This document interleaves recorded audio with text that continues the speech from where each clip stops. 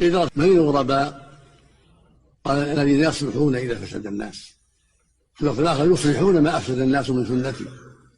وفي حديث أبي ثعلبة للعامل منهم أجر 50. قيل رسول الله منا أو منهم؟ قال بل منكم. وأسباب ذلك قلة الأنصار والأعوان، وكثرة المهالك والشبه، وكثرة طرق الضلالة والدعاة إليها.